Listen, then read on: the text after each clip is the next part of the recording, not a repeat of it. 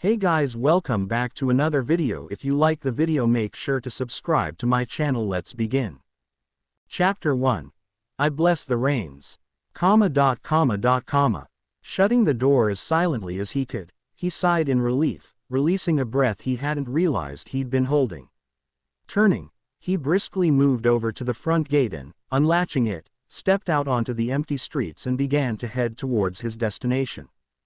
Hands shoved into the pockets of his jacket, the only things separating him from complete silence, from complete isolation, were the sounds of his sneakers scraping against concrete and the occasional breeze that ran past his ear and blew his disheveled blonde hair from his eyes.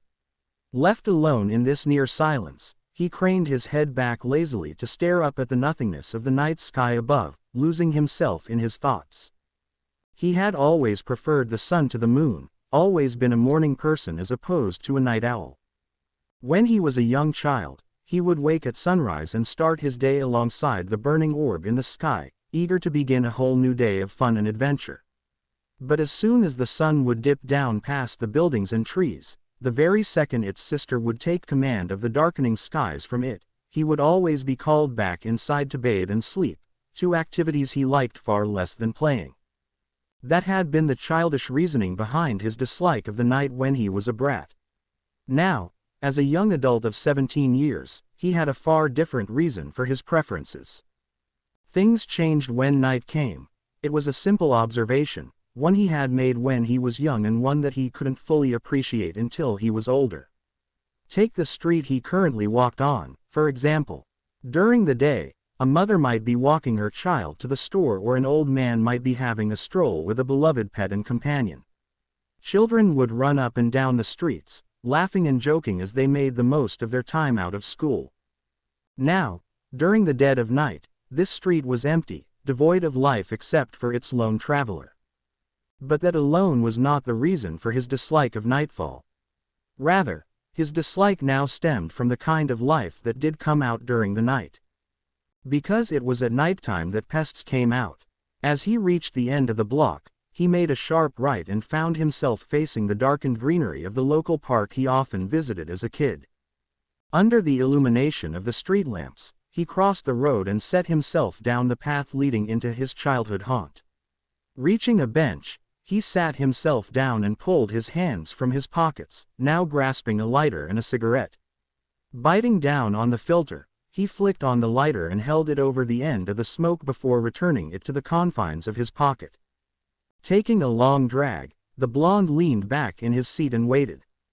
Well, holy crap, dumbass actually showed up. He didn't have to wait long. Lifting his wrist to glance down at his watch, he hummed, "Midnight on the dot." Sighing, he looked up at the stranger approaching him. It was at nighttime that pests came out, all kinds of pests. The person was maybe a year or two older than the blonde himself, with a dark pompadour that he was sure had to be larger than its owner's brain. Underneath said hairdo rested a red pair of shades that concealed their wearer's eyes, though for what reason anyone would need to wear them at night was a mystery to the blonde. A white biker jacket with crazy diamonds embroidered on its breast and a pair of torn jeans completed the ensemble. It must have been a more popular look than the blonde thought, because the 15 smirking people behind approaching thug were garbed in identical clothes, carrying a variety of metal bats, steel pipes, and iron chains. The blonde shrugged, not making any move to stand. Guess there's no accounting for taste. As he had observed them, he had no doubt that they were sizing him up as well and making their own judgments.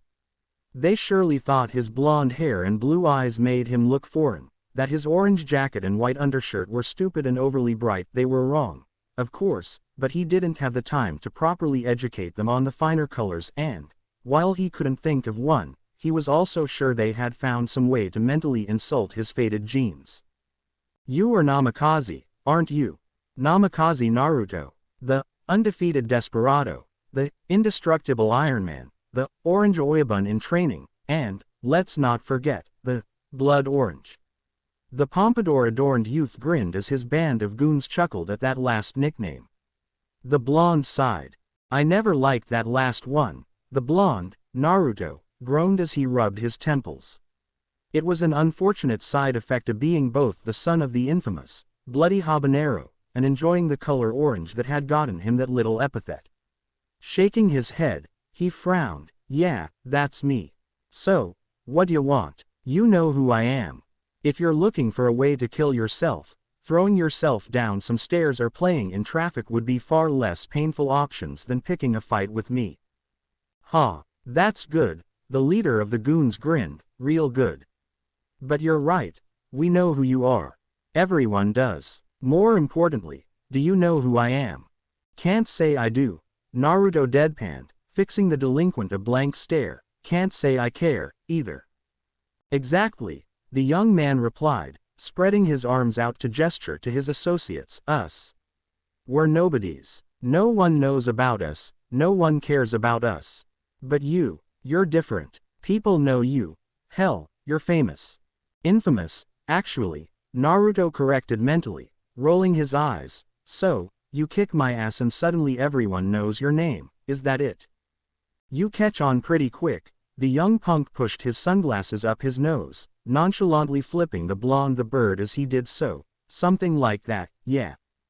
I've just been around this block before with other dumbasses like you, explained Naruto calmly, eyeing the group before him in much the same way a predator eyes its prey.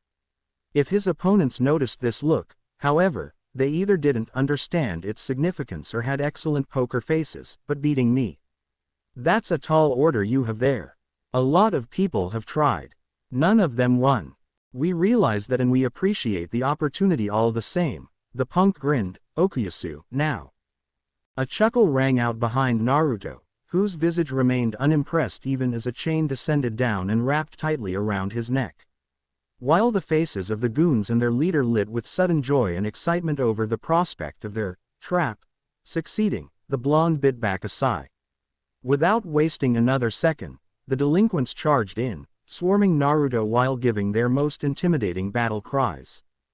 Brilliant. Did they honestly think no one has ever tried this before?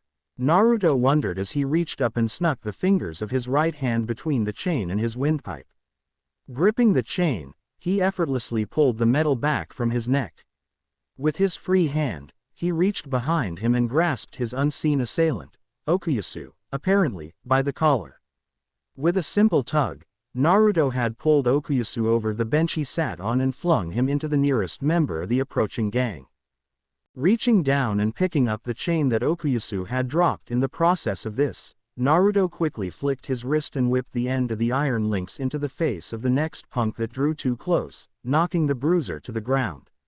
It was only after seeing 3 of their allies down so quickly that the initial eagerness the gang had showed died off, their forward charge turning into a statue-like standstill as they eyed the blonde with newfound fear. Finally standing up, Naruto cracked his knuckles and offered a toothy grin. A bunch of bastards trash my locker, leave me some stupid note telling me to meet them at the park at midnight, and this is what I get. I'm tired. I had a bad day. I'm pissed off. Now, what do you think that means for you clowns? He received no immediate response. It had begun to sink into their dense little minds, the blonde noted with a smirk. The realization that they had just picked a fight with the notorious gang slayer, Namikaze Naruto, had just set in. He was the person who had been smacking around entire droves of delinquents since he was just 10 years old. He was the guy whose mere presence caused the citywide juvenile delinquency rate to drop by half. They had walked into this situation as a newly minted gang, disbelieving of the rumors surrounding the blonde and looking for a quick way to establish themselves. Now they were quickly realizing their mistake. Some of them grew pale, while others started to shake. They're panicking. Naruto resisted shaking his head at the pathetic sight before him. Instead, raising his arms towards them, he called out tauntingly, "Well, you're the bastards who called me out here. You wanted your chance. You have it, so come on. Try me." If any of them had it in them to make a move, no one did. They simply stood there, staring at Naruto as if he had come straight from hell itself. Silence reigned over the makeshift battlefield as Naruto leveled an expectant and impatient look at each of them. Finally, either because his nerves were steeled or snapped under pressure, one of the thugs charged forward, metal bat raised over his head and screaming like a lunatic. Naruto held back a chuckle at the ridiculous sight, opting instead to stand absolutely still as his opponent drew closer and closer. The moment the delinquent had the blonde in striking distance, he swung away, holding nothing back as he slammed the blunt instrument down onto Naruto's forehead. The force of the bat's impact ran up its wielder's arms and he shut his eyes tight when he heard the hollow hum of the metal colliding with its mark. His screaming had come to an end, halted by the building lump within his throat that refused to leave him no matter how much he swallowed. Everything was quiet. Even the slight breeze that had been the only relief to his heated skin had died down. Cracking his eyes open, he at last relented to peek out from behind his shades and see the fruits of his work. Namikaze Naruto was absolutely fine. No bleeding, no bruising, no staggering. The metal bat, still pressed against the blonde's forehead where the thug's swing had landed, was proof enough that the blow had been a clean hit. The fact that the hollow metal was dented and bent at an angle where it met Naruto's flesh only affirmed the fact that a mistake had been made that night by the members of the Crazy Diamonds. A very large, very painful mistake. The haunting stare of two blue eyes pierced through the bat-wielding delinquent's sunglasses, drawing a weak whimper from him as Naruto's iron-like grip encircled the makeshift club, a soft, nigh unnoticeable glow washing over the blonde's hand. "Sorry, I'm not ticklish," Naruto muttered, his empty hand forming into a fist. Before another word could be uttered, that fist was dug into the chin of the blonde's attacker, who was launched back into the air from the force of the blow. He landed in the center of his allies, his prone form sprawled out on the grass for the frozen delinquents to stare at in abject horror. "So," Naruto drawled lazily, reaching into his pocket for another cigarette and his lighter, "you guys wanted people to know who you are, right?" Naruto's voice drew their attention from their fallen comrade back to their prey-turned-predator. "Well, don't you worry your pretty little heads about that one, guys. I have a good feeling that we're gonna become real close in these next few minutes," Naruto continued, lighting his cigarette. Pocketing the lighter, the blonde rolled his shoulders and cracked his neck before fixing his foes an even stare. "All right, gentlemen, let's get to know each other." Firmly locking the latch on his front gate, Naruto glanced down at his hand and grimaced. His knuckles, worn raw and thinly cut from the many jabs and hooks he had thrown that night, were a very clear and very noticeable sign that he had gotten himself into another scuffle that night.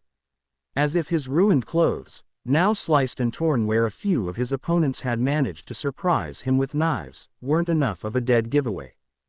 "Shoulda spent another hour kicking their asses around the park," Naruto scowled.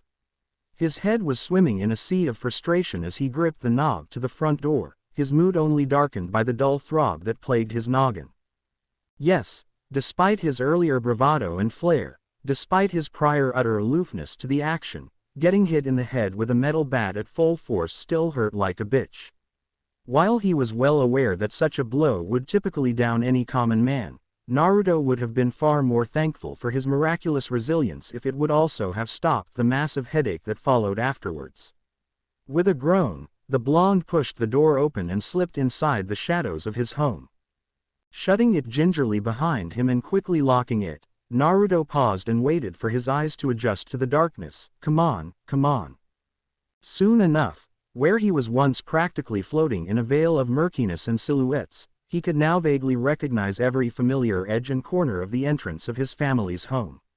Most importantly, however, he saw no one. He was alone and, hopefully, the only person awake in the house. Untying and leaving his sneakers at the door, Naruto slowly lowered his foot onto the wooden floor as he stealthily began to make his way down the hallway.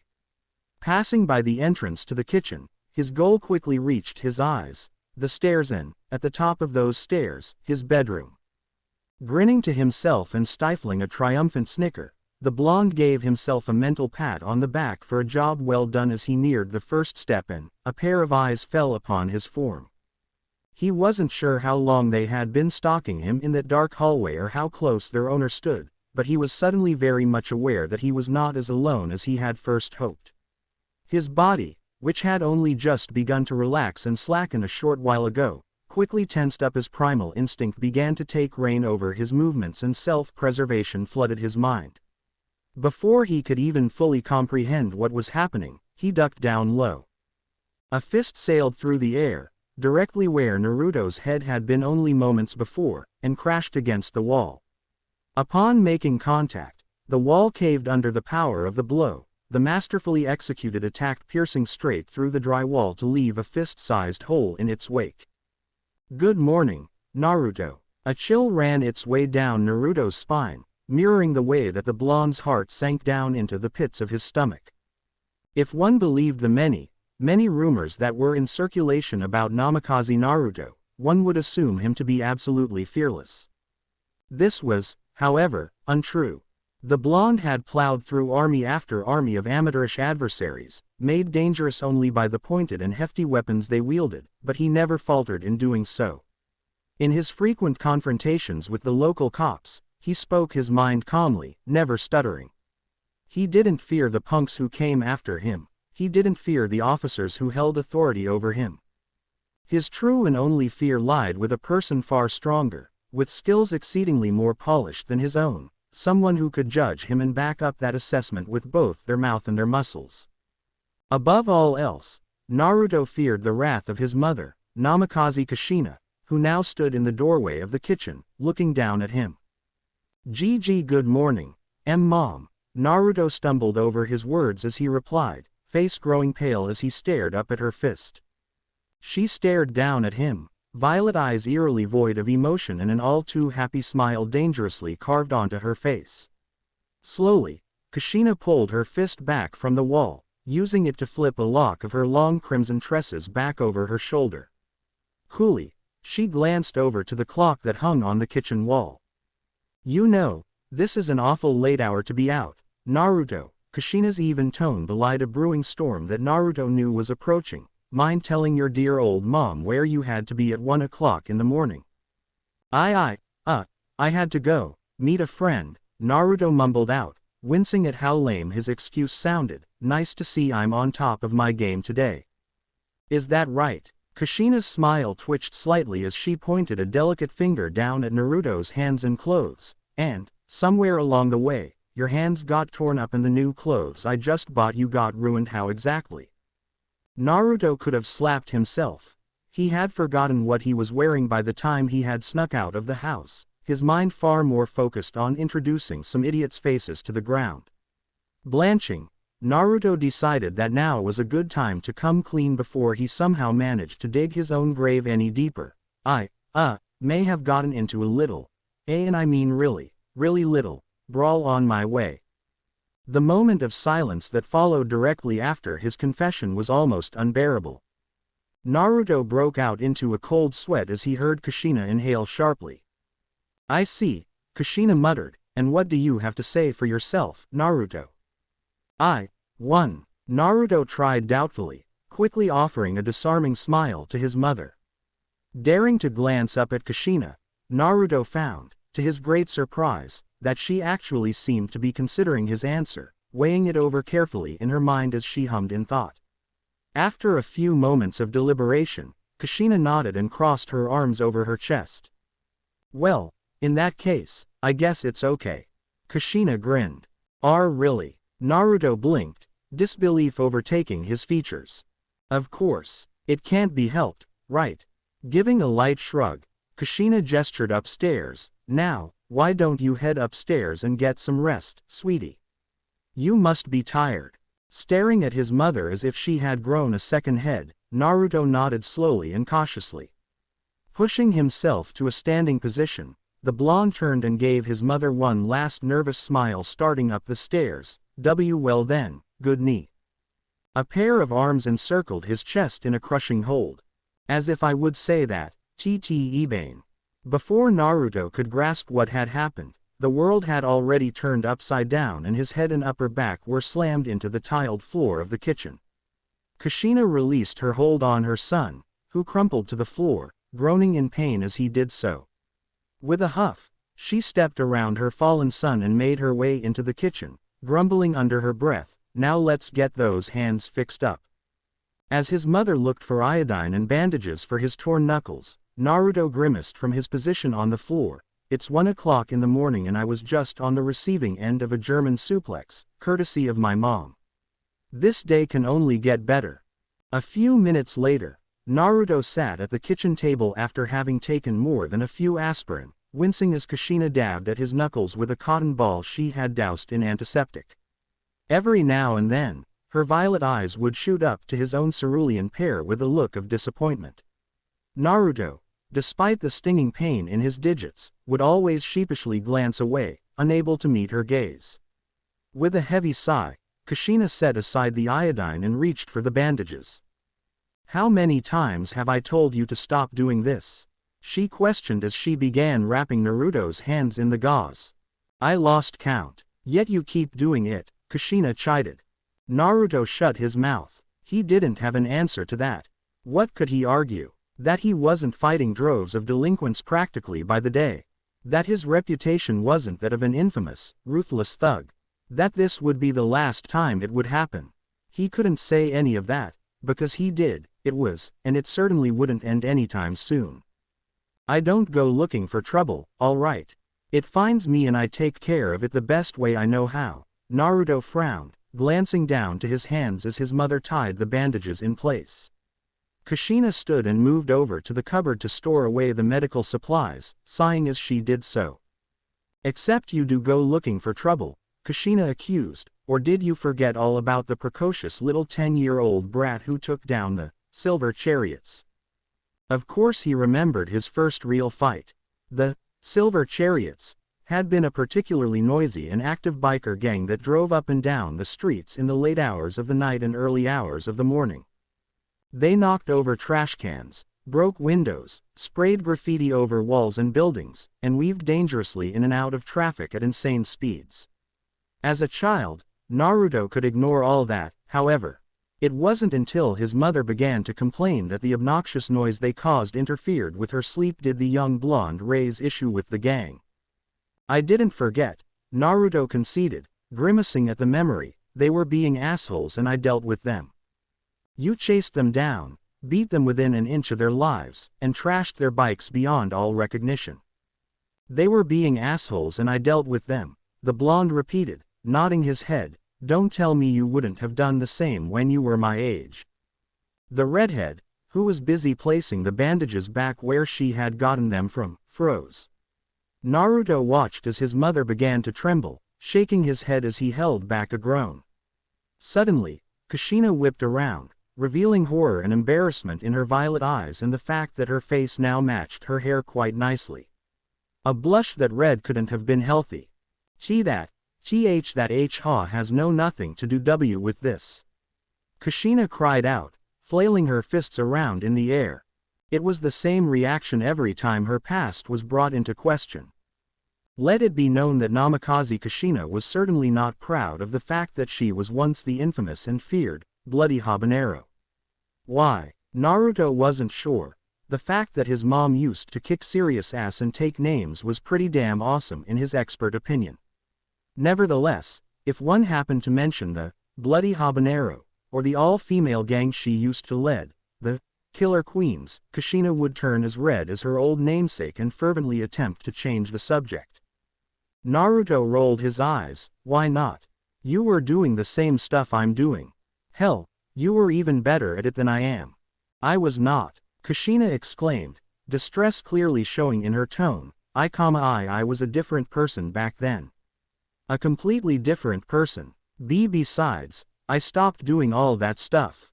If I hadn't, I wouldn't have settled down with your father, had you, and Mom. Plus, what would the neighbors have thought if I was still such a little hellion? I'd never be able to show my face in public. Mom. And can you imagine what everyone at the office would say? They'd never let me live it down. I don't even want to Mom. Naruto's calls finally managed to reach the ears of his panicking mother and Kushina stopped her tirade. Naruto offered the redhead a reassuring smile as she turned to look at him with a questioning gaze. "Relax, okay. I get it. You want me to stop getting into fights and I will, eventually. For now, though, what's the problem with me cleaning up some trash around the city every once in a while?" The bastards are practically lining up and asking for a beating, so why not indulge them? Kushina groaned, slapping her forehead in exasperation. No, you don't get it. I'm telling you to stop fighting, Naruto, before you get in serious trouble. If you keep getting into these fights of yours, one of these days, you're going to end up hurt. Naruto snorted, smirking, there's not a punk alive that could get the best of me. Naruto, I'm serious, Kushina frowned, walking over to her son and laying her hands on his shoulders, making sure he looked her in the eyes. If you keep doing this, it's all going to catch up with you one day. You can't fight the world, Naruto, and you certainly can't punch away all of its problems without those problems punching back. I want you to stop before it's too late and you wind up in the hospital or even worse. Please. Seeing the steadfast stare his mother fixed him and knowing it stemmed from concern for him, Naruto found himself unable to fully deny his mother's request. Oh, try not to start trouble with delinquents, okay? But if they come after me, I'm going to have to fight. Kushina leveled Naruto with an expectant gaze, and Naruto sighed, head slumping forward, and I won't break curfew anymore. Almost instantaneously, Kushina grew a triumphant smile on her face. Patting her son's head with one hand, Kushina jerked the thumb of her free hand over her shoulder and towards the stairs. That's my boy. Now, how about you head upstairs and get some rest? You've got school in the morning. Naruto looked at his mother and then at the stairs before returning his gaze to the redhead. Promise you won't suplex me this time. Kushina's smile remained a bit too cheerful at the mention of that prospect. Only if you break curfew again. Standing from the table warily, Naruto slowly inched away from Kushina, making sure to keep his eyes glued to her form the entire time. It was only when he felt that he was a safe enough distance away from his mother, who was giggling at his reaction, that he turned and ran out of the kitchen, bounding up the stairs while throwing back a quick, good night. Once he had made it to his room, Naruto quickly slammed the door shut and locked it. Slumping back against the door, he released a tired sigh as the blonde ran his hands through his hair. Slugging off his jacket, Naruto tossed the orange clothing onto the chair that sat at his desk. Shortly afterward, his shirt joined it there while his belt and jeans were left resting on the floor. Stifling a yawn and now clad in only his boxers, Naruto made his way over to his bed, where he collapsed into a comforting softness. As his eyes grew heavy, Naruto craned his neck and looked to his desk, or more specifically, the picture perched upon it. It was a photograph of 4 people standing in the park the blonde had stood in just an hour ago, all of whom were flashing grins that seemed to exude contentedness. Standing to the left was his mother, Kushina, her crimson tresses unmistakable, and off to the right was an extraordinarily tall man, hair aged white and pulled back into a long ponytail. The white-haired man was slightly blurry in the photograph, having just run back into frame after having set the timer on the camera. It was the man in the center of the picture that Naruto focused on, however. He was tall, standing an entire head above Kushina yet also coming up a head short when compared to the man on the right, and the blonde hair and blue eyes that he shared with Naruto easily marked him as being decidedly foreign. His leanly built figure was clad in the uniform of a police officer, the insignia on his hat gleaming brightly in the afternoon sun. Upon his shoulders sat the last person in the photo, a 5-year-old Naruto, who was grinning like he owned the world. Naruto smiled at the picture and the man that stood in it. Good night, Dad. Shutting his eyes, Naruto let sleep overtake him. Bags under his eyes, Naruto was in no good mood when he slammed the door of his shoe locker shut. Having gotten all of 5 hours of sleep last night before having to wake up and head to perhaps his least favorite place on earth had effectively birthed the death glare he currently wore upon his face. It was that same glare that had scared off every single person who saw him walking to school that morning, so that by the time he had made it to school and walked through the door, his locker neighbor got to be the first person to greet him that morning. Good morning, Naruto-san. Are you all right? Yuto Kiba blinked as he noticed the disheveled state his fellow blonde was in. I started my morning by wasting my time in a park with a bunch of dumbasses and returning home to get suplexed by my mom. Do you think I'm alright? Is what Naruto wanted to say, but he instead opted to shoot a deadpan look to Kiba and mutter, "Don't ask."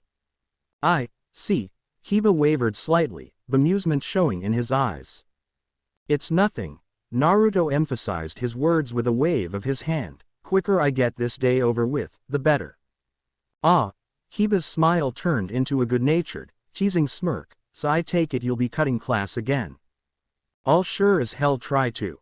Sauna's been getting on my ass about missing class. She's been chasing me down every time I pull a disappearing act," grumbled Naruto, before his scowl shifted to a grin, "but I think I finally got the perfect place to hide where she won't look." "Is that so? Well, I wish you the best of luck in slacking off, Naruto-san," Kiba chuckled. "I don't need luck, Kiba. I am a trained professional," Naruto shot back. As they walked up the stairs to the second floor of Kuo Academy, where the second year's homerooms were located, the duo ignored the strange looks and odd whispers their conversation attracted. After all, who would have expected a lady slayer like Yuto Kiba, the Prince of Kuo, to befriend the chain-smoking, brawling delinquent that was Namikaze Naruto? Hell, Naruto himself was still a bit iffy on how the unlikely blondes had befriended one another. It was only 5 months ago when a gang calling themselves the Moody Blues had decided to jump him during class at his old school. After turning each member of the Moody Blues black and blue and throwing them out of his classroom's second-story windows, Naruto found himself being expelled from his old school. After dealing with the heat from the school's principal and guidance counselor, questions from the police, and the terrifying, bottomless anger of his mother, the blonde smoker was transferred into the only school in the area that would take him, the recently turned coeducational Kuo Academy. As expected, Naruto had quite the cold reception upon entering into his new school. No one looked at him, no one approached him, and no one talked to him. They were all afraid, horrified by the thought that they might incur his wrath. The safest way for the students of Kuo to hold on to their normal school lives while trapped in the proverbial lion's den with Namikaze Naruto was to act as though he didn't exist. Naruto, of course, was just fine with this. He had been through this song and dance before at his old school. Such isolation was a lifestyle he had adjusted to, one that he thrived in. And so, for the first week of his life at Kuo, the blonde got away with saying absolutely nothing to anybody. That all changed one morning, when Naruto was greeted at his locker by the school's resident Ikeman, and the blonde suddenly found himself at the center of attention. Any and all females at the scene were tearing up, scared at what unspeakable horror might befall their precious Kiba-kun, while the males suddenly began to cheer Naruto on, urging him to mess up Kiba's handsome face. Naruto, however, wasn't angered by Kiba's greeting like the spectators thought he was. No, Naruto was suspicious. Naruto was absolutely certain that Yuto Kiba did not have a locker next to him. Even during his short time here, Naruto was able to pick up on the fact that Kiba was always being swarmed by his fangirls. There was simply no way Naruto would have missed a crowd that size huddled next to his locker as they ogled the guy. Still with no way to confirm his suspicions that something was going on, Naruto merely broke the tension by returning the greeting with a grunt and heading off to homeroom to sleep through his classes. After that day, Kiba took to regularly greeting the chain smoker and, eventually, began to actually hold conversations with him. Over months of simple greetings and short conversations, Kiba had become the closest thing Naruto had to a friend in the school. The fact that several groups of girls had taken to calling Kiba the Beast Tamer only irked Naruto somewhat, i.e. a lot. Try not to make Sauna-san too angry, alright, Naruto-san. Kiba gave a short wave of his hand as the pair reached their respective homerooms. Naruto smirked. I make no promises. Naruto returned the wave with a nod as he walked into his own class. As expected, upon his entering, most of the conversations his classmates were having died in silence. The sole exception to this was the trio of giggling young men, blatantly waving around their pornography and attracting several disgusted and hate-filled stares. He ignored both them and his silent classmates, walking over to his desk in the far right corner and planting himself in the seat. Naruto sat there quietly and waited for the homeroom teacher to show up and take attendance so that he could cut class without being marked absent. Shutting his eyes and leaning back into his seat, the blonde decided on taking a short nap to catch up on his sleep while he waited. Sighing peacefully, the blonde felt his lack of sleep slowly wash away as he drifted off. "Oi! Naruto-san, Naruto-san." Naruto groaned and cracked open his eyes. "I swear to God, Hyodo, if this is about." The brunette grinned at Naruto, practically bouncing on his feet. "Is it out yet? Has he released it? Has your godfather graced us all with his next glorious work of art?" Naruto decided now would be a good time to tune the perverted and cultish ramblings of Hyodo Issei out. Honestly, the kid's obsession with his godfather's work was just plain creepy sometimes, doubly so given the subject matter of the works. Hell, Naruto still wasn't sure how exactly Issei even found out he was related to the author of the famous, or infamous, depending on who you asked, Ika Ika series. Issei had used to be just like all the rest, terrified in Naruto's presence, unable to utter a word or even glance in his direction, and, to be quite honest, Naruto had no idea who Issei even was for the longest time, despite being classmates. Sure, he had overheard rumors of the perverted trio, but seeing how everyone seemed to freeze up like a deer caught in the headlights when he was in the room, he had never actually seen anything too bad. That was until somehow, someway, Issei found out that Naruto was related to the legendary smut writer known only as Jiraiya. The look on Naruto's face when he walked into class one morning only to be bombarded with questions revolving around pornography by some weirdo was nothing short of hilarious. Issei had been adamant in asking Naruto to get his limited edition Ika Ika set autographed for him, requesting the scheduled release dates for the next issues well in advance, and even wondering if Naruto had any idea what kind of erotic escapades, yes, Issei had actually said that the next book would feature. Naruto had been both bemused and horrified that he would have to deal with a second Jiraiya at school. It was as if all fear of the blonde had evaporated in Issei, leaving behind only hormonal instinct and a passion for porn, causing Naruto to severely question the brunette's priorities. Naruto had been too shocked to answer at the time, but sure enough, Issei was back the next day and day after and the next to inquire about Jiraiya's books. It seemed that witnessing their ally speak with Naruto had a similar sobering effect on the other members of the perverted trio, Motohama and Matsuda, neither of whom really feared Naruto anymore. They didn't speak with him as Issei did, but they also no longer froze or clammed up at the mere sight of the blonde. Having listened to Issei for roughly 5 minutes, Naruto caved and dignified the boy with a response. "Hyodo, I haven't seen my godfather in months. He's in Italy. If I hear anything about your damn smut, I'll tell you, okay?" Smut. It's not just smut, Naruto-san. Ika Ika Paradise is a beautiful and tragic romance bedway. Hyodo-san, get in your seat. It's time for homeroom to begin. Luckily for Naruto, who realized that Issei had been missing the exasperated look that he had been shooting the pervert, the homeroom teacher had chosen that moment to walk into the classroom. "Why, yes sir." Issei nodded, returning to his seat so that the teacher could begin marking down absent students. Soon enough, the teacher had finished and left the room as the bell for first period chimed. Issei turned to Naruto's seat, determined to continue the conversation he thought he had been having with the blonde, only to find that the delinquent was gone, leaving no trace that he had ever even been at his desk that morning. Huh, Issei blinked, I wonder where Naruto-san got to. Staring up at the clouds and sun, Naruto smiled contentedly. No one ever came up to the roof of Kuo Academy, not even during lunchtime. For what reason, Naruto wasn't sure, but in the end it worked to his advantage and so he didn't question it too hard. He had ducked out of class the second the teacher had left the room and, making sure to avoid being sighted, snuck up to the rooftop. He found it deserted, as he expected it to be, the perfect place to ditch class where the student council president, Shitori Sauna, would not look. The blonde fell back against the tiled surface of the roof and stretched out, releasing a satisfied hum as he heard several bones crack.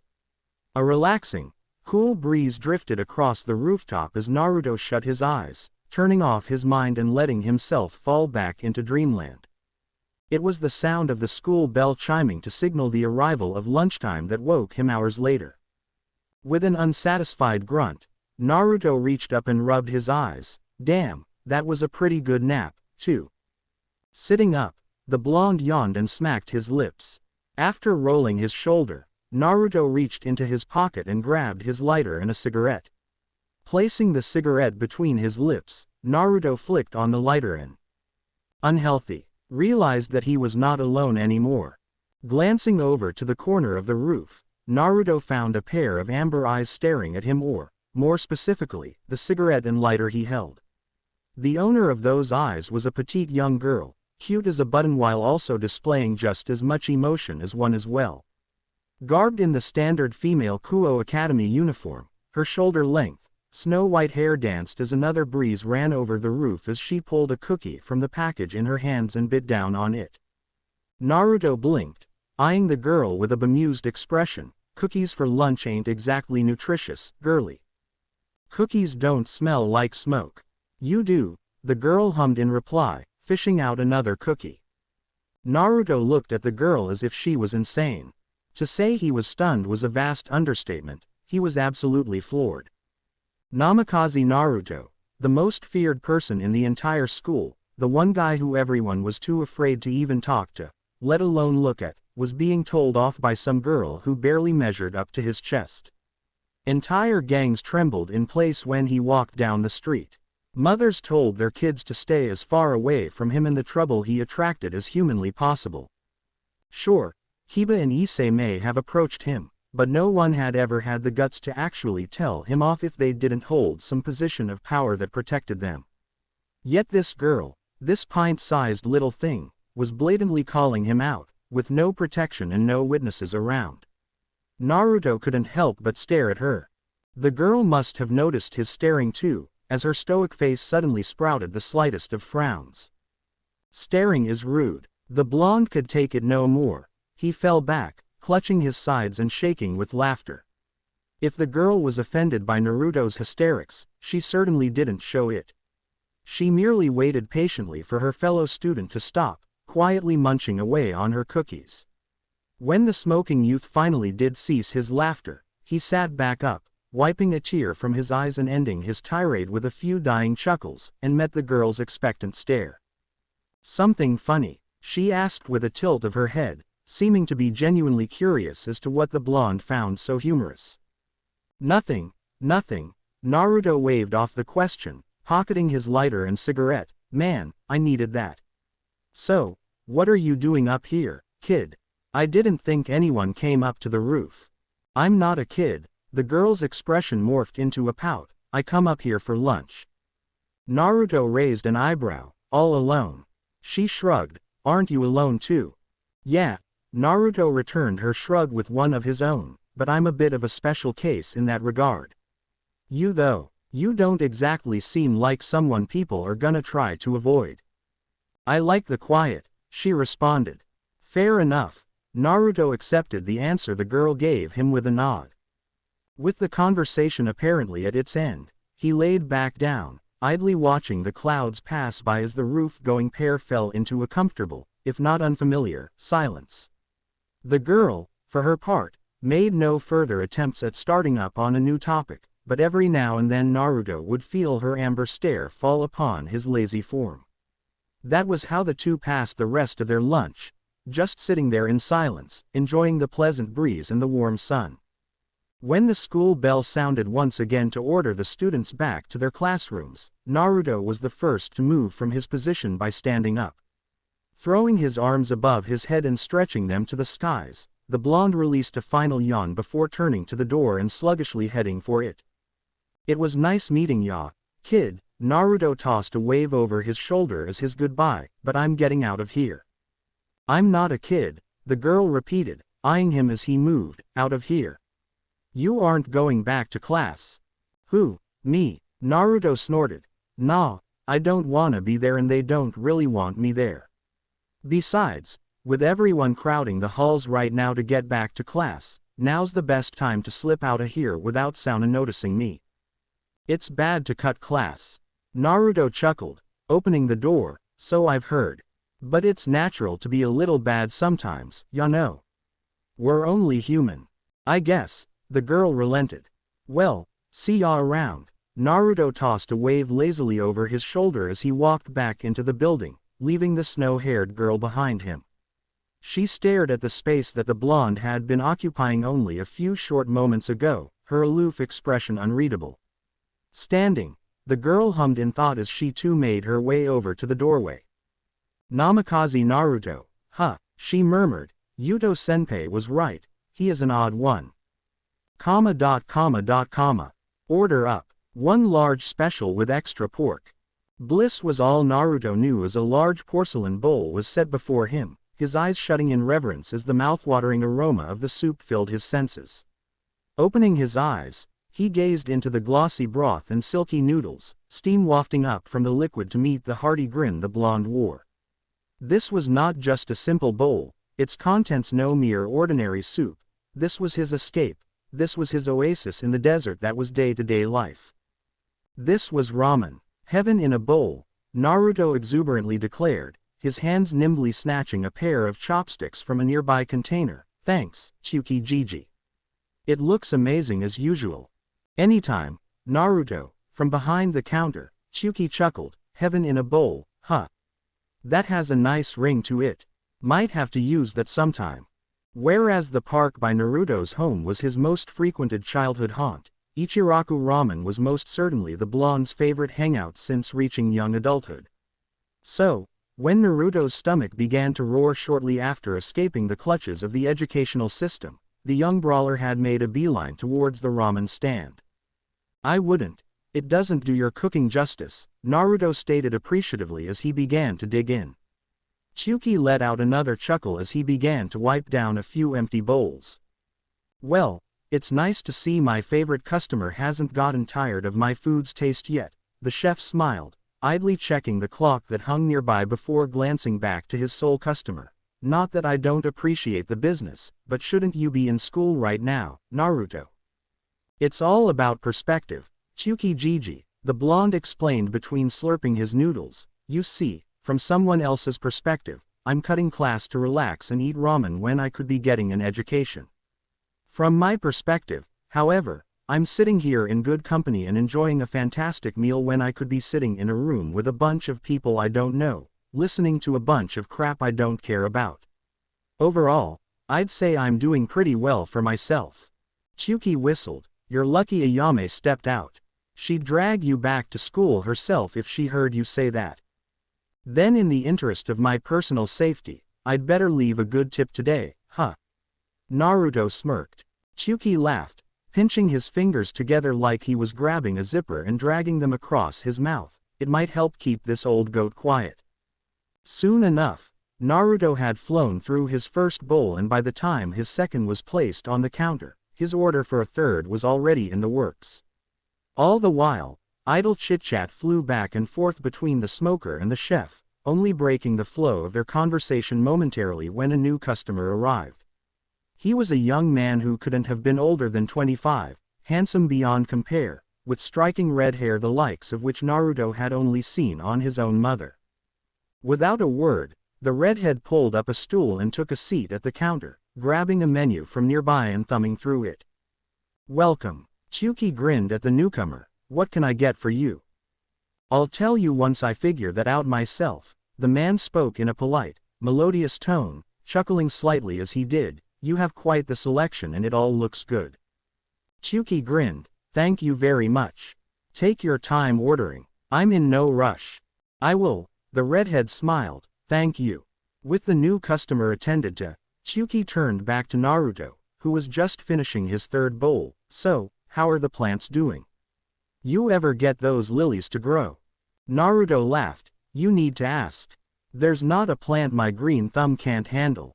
My lilies and my Aurelia are growing like champions. Good to hear. Ya know, you're still the only kid I've ever seen with that gardening hobby of yours. Chuki noted. How you of all people have the patience for that, I will never know. Naruto chuckled and pulled his wallet from his pocket, laying a few bills on the countertop. What can I say? I have a gift. Take care. Chuki Gigi. Yeah, you take care too, Naruto. Chuki waved the young blonde off. Don't go getting into too much trouble, you hear? Trouble? Me? It's like you don't even know me, Naruto snickered. As he turned to leave, however, the blonde caught sight of the red-headed customer, who was still sitting silently at the counter mulling over his options as he stared into a menu. Garbed in a sleek double-breasted suit that looked like it cost more than the ramen stand its wearer sat in, the redhead stuck out like a sore thumb. His clothes and the long time he was taking just to place an order almost made the blonde wonder if the redhead had ever been in a restaurant that boasted less than 5 stars. Taking pity on the seemingly clueless man, Naruto stepped over and tapped him on the shoulder. The special is amazing. I'd ask for extra pork, too. The redhead blinked, glancing from Naruto to the menu. The special. I see. Thank you very much, young man.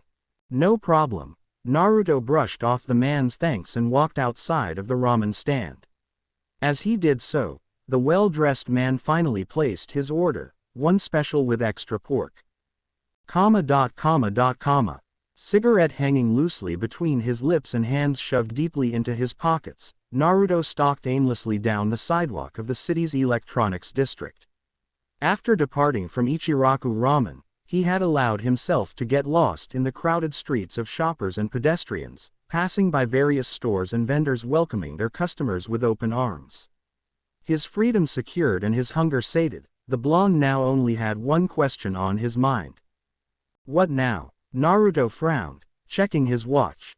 1 o'clock. He still had another 6 hours to kill before he actually wanted to head home and another 8 before curfew, lest he risk another confrontation with his ferocious mother. That left him with a more than ample amount of free time that the blonde simply wasn't sure how to effectively kill. So, without any other truly appealing option coming to mind, Naruto found himself heading in the direction of a local arcade he'd been known to frequent. Guess I might as well school some scrubs at Trial by Fighter, Naruto shrugged. His destination now firmly set in his mind, Naruto turned and walked off of the sidewalk and into an alleyway. Cutting through the alleys was a simple shortcut, one that he had been using for years now. It wasn't exactly as if he had to fear getting mugged or anything anyway, so the blonde never thought too much about it. You got a permit. A familiar voice, distinct and slimy as ever, slithered into Naruto's ears, earning a grimace as the delinquent stepped deeper into the alley. Sure enough, only a few feet into the dark pathway, Naruto found himself bearing witness to a particularly unpleasant scene. Naruto had many encounters with the police in his years. It came with the territory of being regularly ambushed by droves of thugs.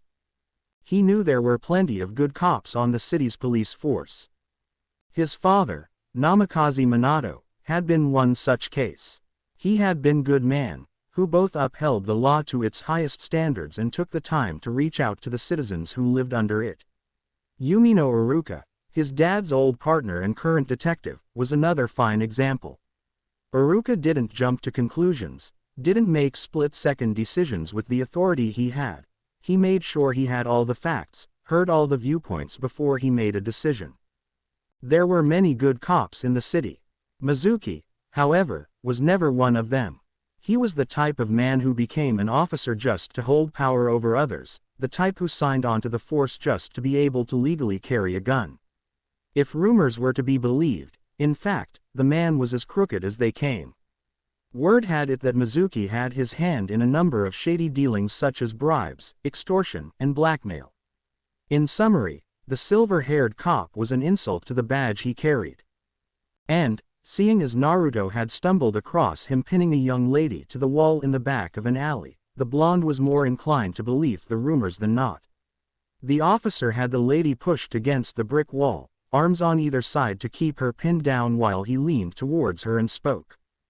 Because you need a permit if you want to be handing out these, Mizuki smirked, waving a slip of paper with an odd design in front of the young woman's face.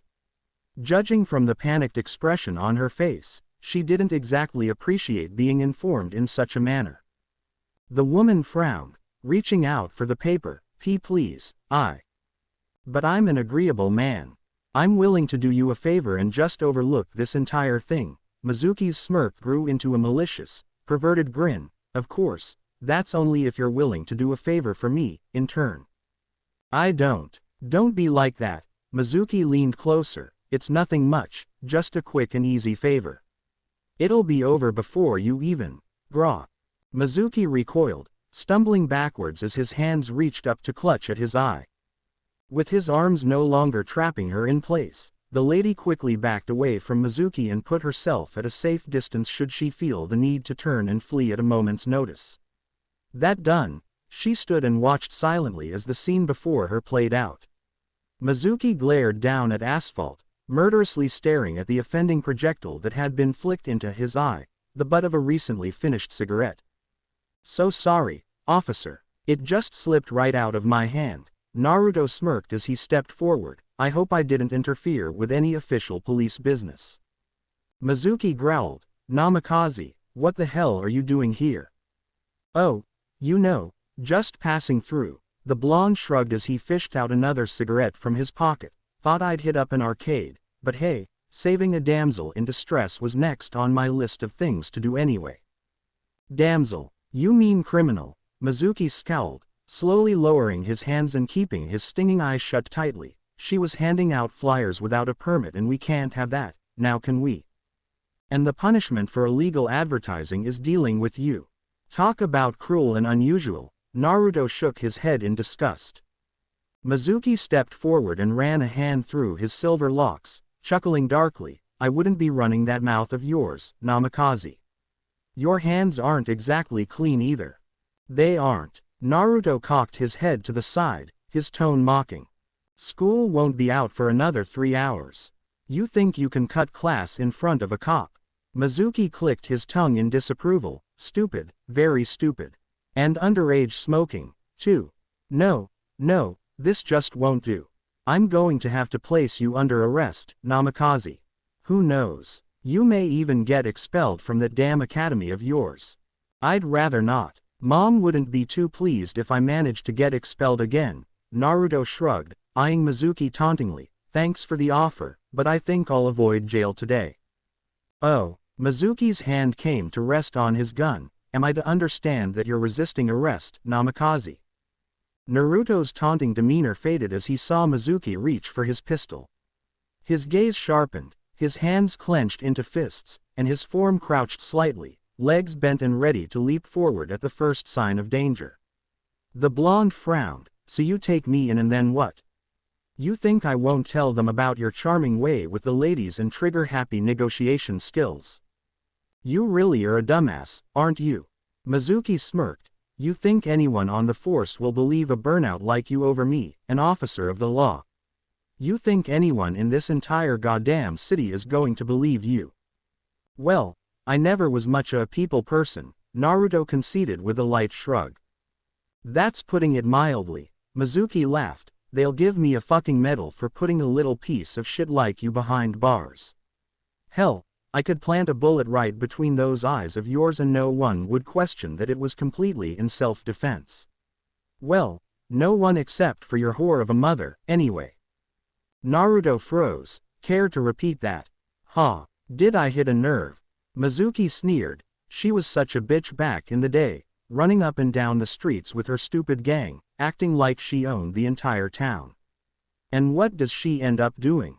She drops her pants and settles for the first blonde bastard that comes along.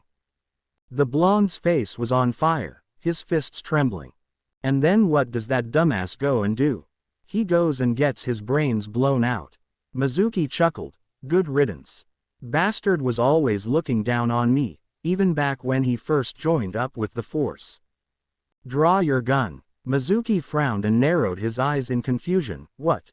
Draw your fucking gun. Naruto snarled, and you'd better pray you don't miss. Ha. Mizuki laughed, pulling his firearm from its holster. You're gonna regger. Gah. A crushing grip enclosed around the officer's wrist, so intense that Mizuki almost believed his hand would be snapped off at the joint, and his pistol slipped from his fingers. Mizuki hadn't even had the time to point his gun before he was disarmed. Naruto had cleared the 10-foot gap between them before he had the chance. A stomp that felt like it held the force of an avalanche fell upon the policeman's foot, keeping him from dodging as a faintly glowing fist rocketed towards his face.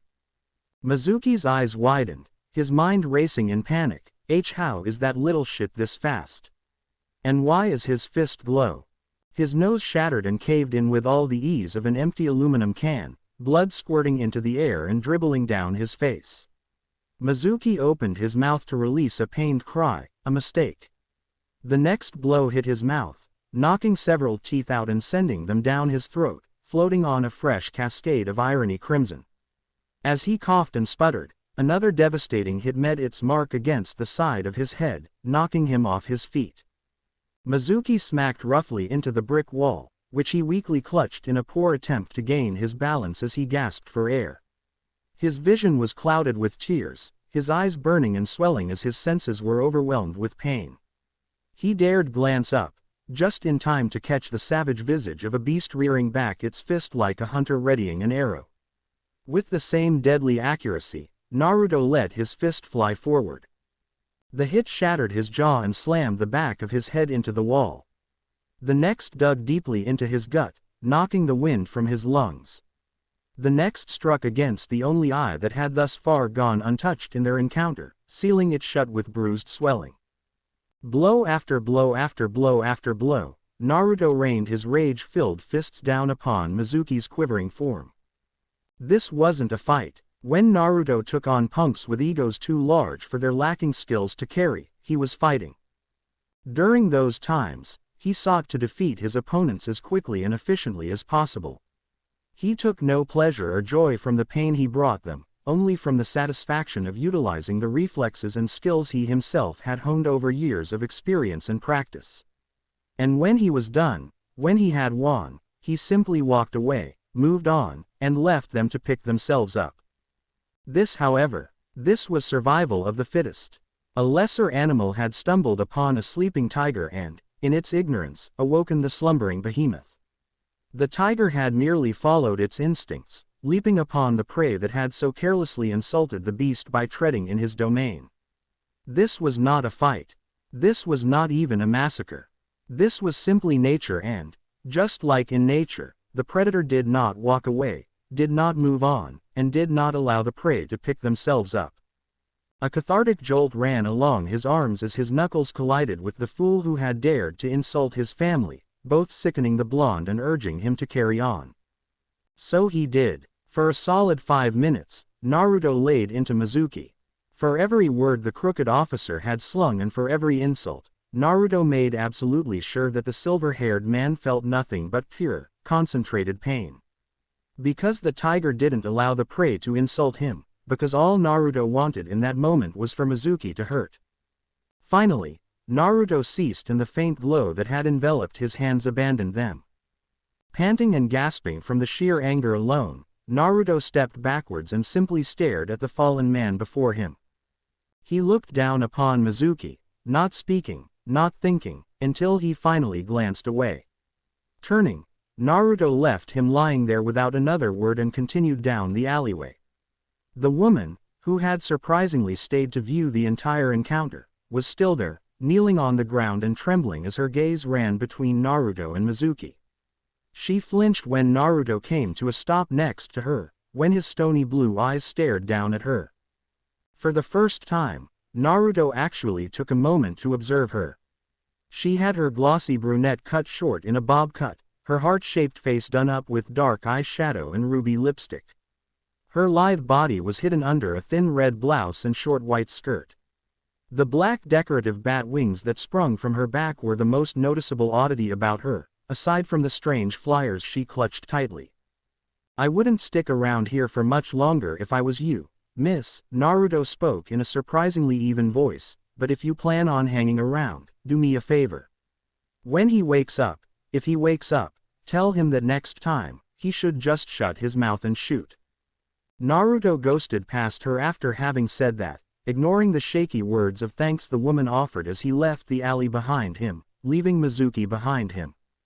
Because when the tiger has its full, it leaves the carcass for the scavengers. This isn't up for debate, Yumino. But Kurosawa-san, he leaned back on the small cot that was provided with his holding cell, sighing as he shifted around in a vain attempt to get comfortable. Was he surprised to be here, to find himself in the exact situation his mother had warned him about for years? No, he wasn't. Naruto snorted. I beat the shit out of a cop. What else was going to happen?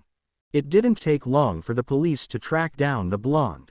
In fact, an hour and a half after his confrontation with Mizuki, Naruto was in the back of a squad car, being driven to the station.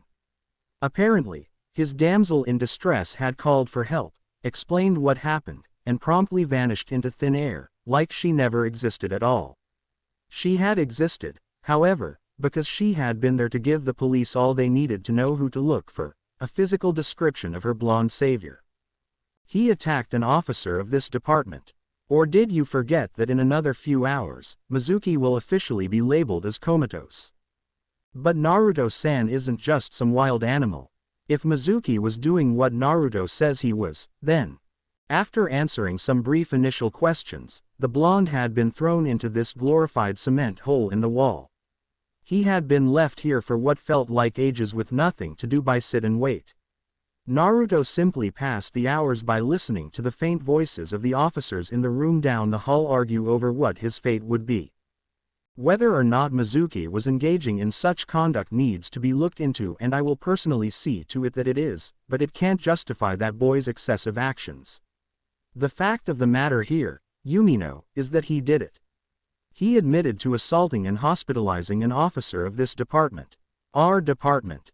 I understand that, but enough, Yumino. Naruto wasn't sure why Iruka was so adamant in defending him. Maybe it was because he was his father's son, maybe Iruka just wanted to get all the facts straight, or maybe the officer honestly thought the blonde was a good kid.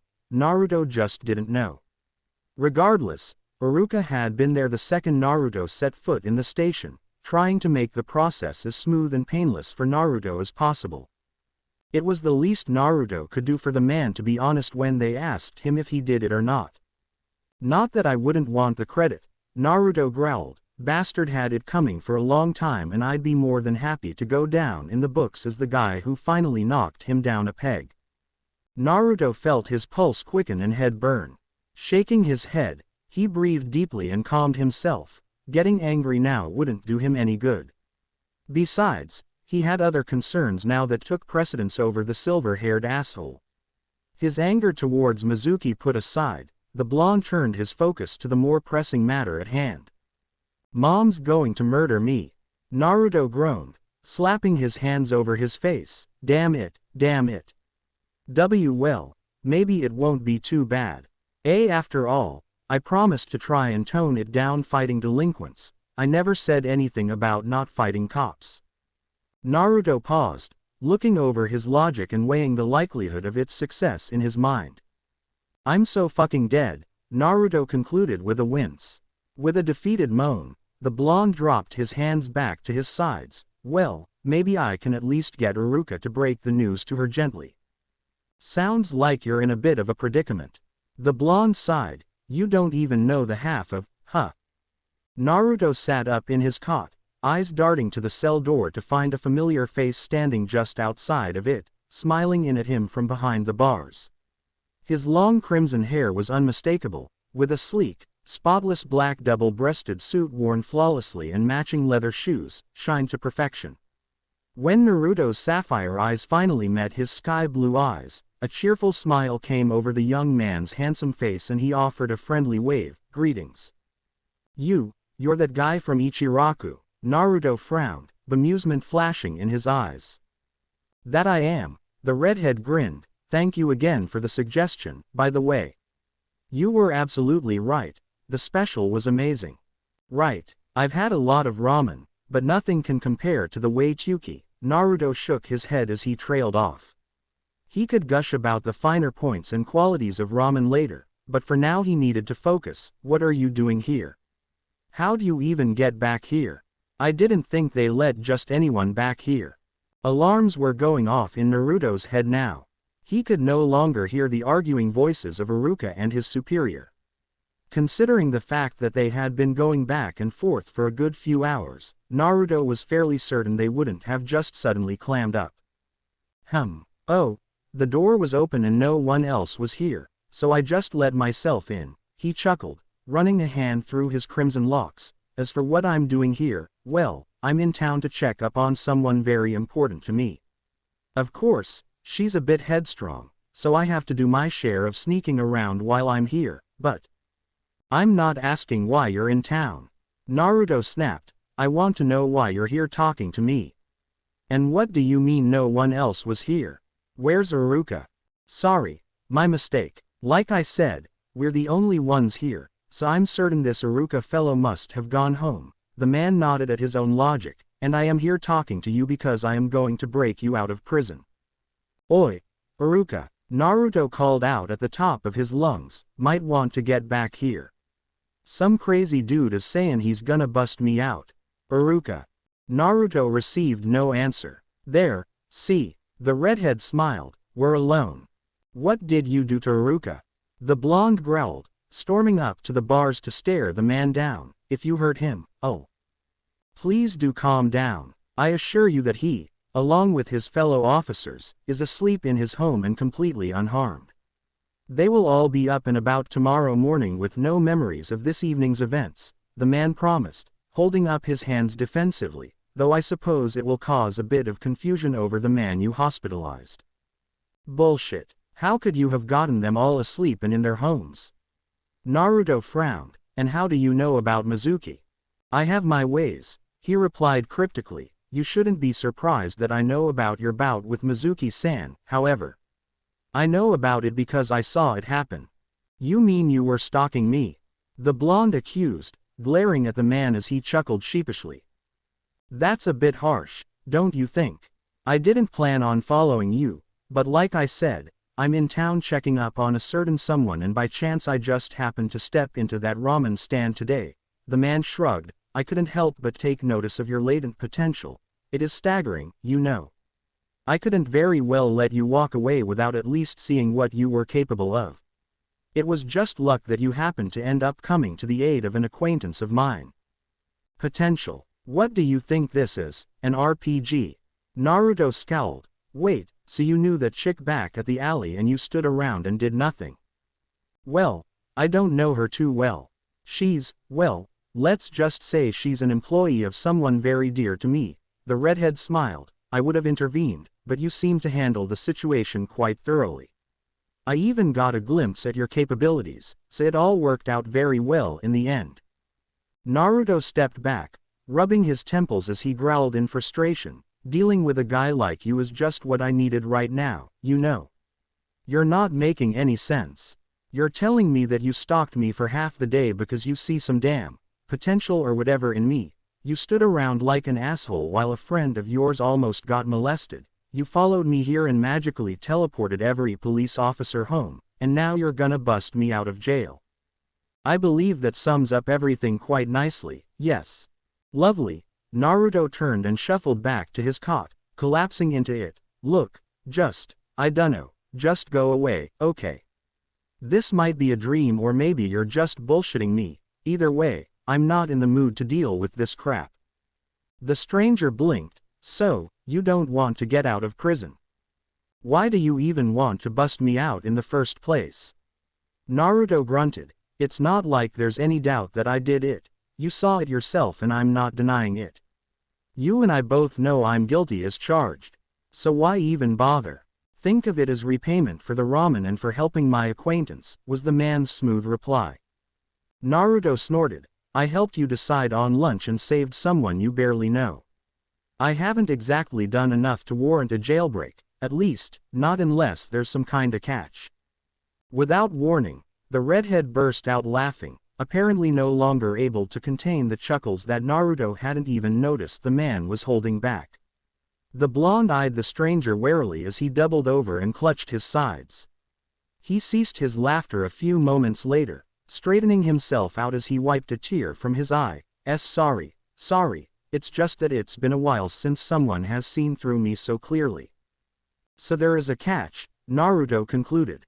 A small one. Almost insignificant. Really, the man smiled. I just have a favor to ask of you. It won't take but a minute, and once it's done, you'll be free to go. Let's say you did manage to knock out all the cops in here. Let's say you somehow got them all back to their homes and, for whatever crazy reason, none of them are going to remember tomorrow that I beat the shit out of that bastard. Naruto sat up in his cot. Either way, I don't see you holding any keys, and you don't look like you can rip through these bars with your hands. How are you even going to get me out? How? The stranger blinked. Why, by opening the door, of course. It's not locked. What? Naruto stood up. Approaching the door, the blonde stared at his would-be freer with a look that clearly questioned the man's intelligence. Of course it's locked, you idiot. Why wouldn't they lock it? Hell, I saw Iruka lock the damn thing. Naruto trailed off when he finally reached the door and gave the barred barrier a hearty shove. To his surprise, it flung open, leaving nothing between him and the outside world but a few feet of empty space. Naruto stared at the lock on the door. He was absolutely certain that he had seen Iruka lock it, just as he was certain that he would have noticed the strange man unlock it. His gaze shot from the door to the man, who merely smiled down at him. Just who are you, exactly? Naruto finally inquired. So glad you asked. The man extended his hand for Naruto to shake. You may call me Xenovia. And you are? Like you don't already know. Naruto shook his head, but didn't reject Xenovia handshake. Namikaze Naruto. I see. Well then, Naruto-san, shall we step outside? Xenovia ignored the blonde's accusation and gestured to the exit with a sweeping motion. I think it's best if we continue this outside, don't you? A wave of heat struck Naruto the very moment he set foot outside the police station. It was humid, the blonde noted with a grimace, to the point that just standing in the sticky, moisture-filled atmosphere was an uncomfortable act. Above them, dark clouds gathered, churning and twisting as they swarmed together. It was only a matter of time before a downpour would begin, something the youth had no interest in getting caught up in. With that notion in his mind, he turned to Xenovia, who seemed to be surveying the street before them. It was as empty as it was going to get at this time of night. No pedestrians, with only a few cars passing by. All right, so what's this favor of yours? You said it'd be quick. Naruto glanced down at his watch, frowning when he noticed it was already 8 o'clock, and I gotta be home in an hour if I wanna avoid the beating of my life. That shouldn't be a problem. Then, Xenovia nodded his head. We should be able to take care of it right here and now. Xenovia walked further down the sidewalk, putting a fair bit of distance between Naruto and himself. When he seemed to be satisfied with the space between the two of them, he stopped and turned to the blonde with an expectant look. I want you to fight me, Naruto-san. Naruto blinked. I'm sorry, but what did you just say? I want you to fight me, Xenovia repeated. Yeah, that's what I thought you said. Naruto sighed, slapping his forehead. You saw what I did to Mizuki, right?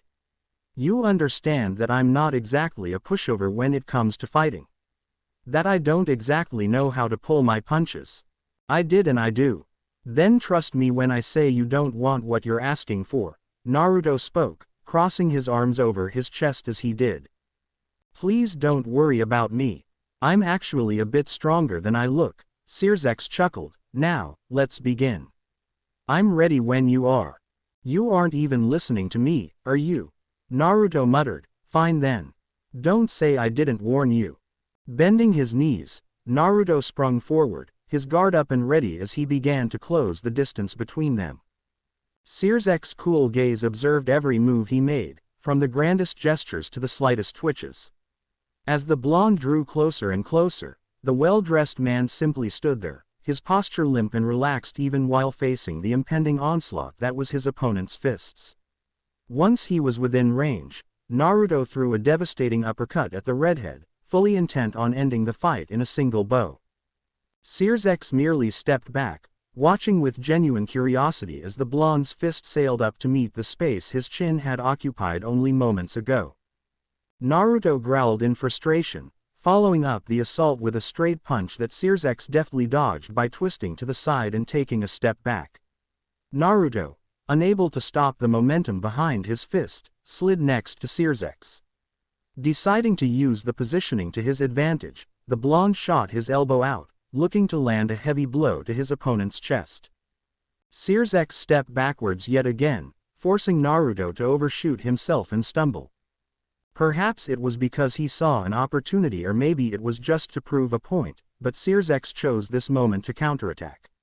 With a thoughtful hum, the man brought up his leg and, in a surprising show of force, drove his knee into Naruto's stomach. The power behind the blow was obvious to its recipient, who slid back as the joint pushed against his body. The blonde grunted in pain, staggering backwards to reevaluate his foe. Naruto's glare met Xenovic's smirk.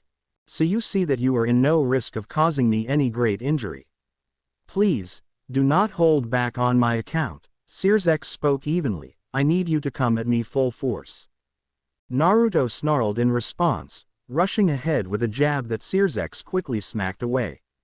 Bringing his right arm back, Naruto snapped forward to deliver a hook aimed at the redhead's cheek, only for the man to reach out and snatch the blonde's wrist.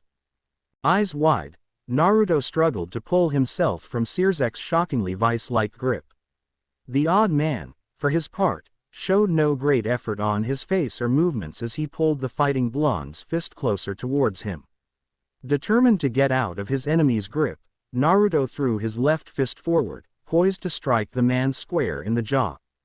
How curious, Xenovia didn't so much as glance in the direction of the attack as he raised his free hand up to catch it as well. Now, with both of Naruto's hands caught, the redhead seemed far more focused on observing them than he was on the growling blonde he had trapped. "You aren't holding anything back, are you, Naruto-san? You are trying, correct? Don't fuck with me, you," Naruto grunted out as he fought against Xenovic's hold. "Son of a bitch. I'll take that as a yes, then," Xenovia hummed. "How odd. I was certain that I felt an impressive amount of the holy element when you were fighting the officer earlier today." Xenovia turned his gaze from Naruto's fists to the blonde himself, staring into the blonde's eyes with a sharp, calculating look. While Xenovia did this, Naruto continued to attempt to pry himself free, to no avail until, suddenly and for no apparent reason, Xenovia just let go. Clearly not expecting this, the end result of Naruto's struggling was that the blonde tripped backwards, landing onto the pavement below. He was just about to stand and attack again when Naruto found himself halted by Xenovic's words. "Time out." "What?" Naruto blinked, bemusement flashing over his features. "Time out," Xenovia stated again in a matter-of-fact tone before motioning for Naruto to come closer. "I need to check something." "Come here, Naruto-san. You expect me to buy that?" Naruto gave Xenovia a flat stare. "Besides, you wanted one favor and that was a fight. What do you want now? You have my word that I won't strike you until we're both ready again, and I assure you that all I want is to fight you." Xenovia gave a winning smile as he spoke, "But I want to make sure of something before we continue. Now if you'd please step this way, I promise this won't take long. I swear if you sucker punch me, I'll gut you like a fish," Naruto grumbled under his breath as he stood and brushed himself off. He stepped forward and waited as Xenovia began to look him over, an impatient yet expectant look upon his face. Leaning down, Xenovia stroked his chin as he stared at the youth before him. The pair spent a good few minutes standing like that in complete silence, with Naruto finally breaking the quiet. "Satisfied?" Naruto questioned. "Just about. I think I see the problem here." "Hold still, Naruto-san," Xenovia requested calmly as he placed his palm flat against Naruto's forehead. Naruto stiffened at the sudden contact, but found himself unable to step away, unwilling to reach up and slap the man's hand away. Something inside Naruto, some primal part of him, was roaring its approval at what was about to happen, and it would not be denied. Still, this did not prevent Naruto's mind from voicing its confusion at the situation. What are you? Release. It was heat and pain, flowing into him like hellfire and damnation, burning him, eating away at him from the inside and reducing him to cinders. That is an apt description of the sensation that washed over the blonde. Naruto screamed in agony, his body convulsing as he collapsed to his knees. The heat worked its way through his body at a tormenting slow pace, leaving his form ablaze with pain in its wake. Tears brimmed in his eyes as he clenched them shut, his mind blank and unable to bear the torture a second longer. Xenovia did not let go, nor did he flinch or falter as he saw Naruto's suffering. With a stony visage, he kept his palm pressed to Naruto, even kneeling down when the young man collapsed to make sure it stayed in place. He did not speak, he simply watched. Finally, he lifted his hand and stood. Sorry about that, I suppose I should have warned you that it might sting. Xenovia apologized. I didn't think the seal would be that difficult to remove, though, it put up quite a fight. Whoever placed it clearly knew what they were doing. Anyway, how do you feel now? Gasping for air, his body still trembling from the sheer pain he was engulfed in not seconds ago, the blonde looked up and glowered at Xenovia. How do I feel? How do I feel? You complete and utter bastard. You do whatever the fuck that was to me and then you ask me how I feel. I'll tell you how I feel, you son of a bitch. I feel good. Naruto paused, confusion clear in his tone as he pushed himself up onto two shaky legs. For some reason beyond his comprehension, his body felt lighter than it ever had before. His vision was clearer, his senses of smell and hearing more pronounced than they had been when he awoke this morning for school. Naruto stared down at his hand, clenching it into a fist as he realized that he even felt physically stronger. No, better than good. I feel great, Naruto spoke, amazement in his voice. Xenovia smiled. Excellent. Now, I want you to listen to me, Naruto-san. Oh okay. Naruto nodded numbly, still confused as to what was happening to his body. Close your eyes. Xenovia waited for Naruto to do so before continuing. I want you to picture the inside of your body as an empty vessel. Can you see it? Naruto could see it. It was as if his body was hollow and only a yawning, gaping emptiness existed within him. It stretched on for as far as he could see in every direction, never ending, and as vast as it was also almost completely dark. Inky, boundless blackness swept over the entire expanse, swallowing nearly everything into its clutches. I think I can, Naruto muttered, but it's not completely empty. I dunno what it is, but it's bright, really bright. Yes, floating there in this void was a brilliantly shining light, burning brighter than the sun itself. Its presence demanded to be seen, to be known.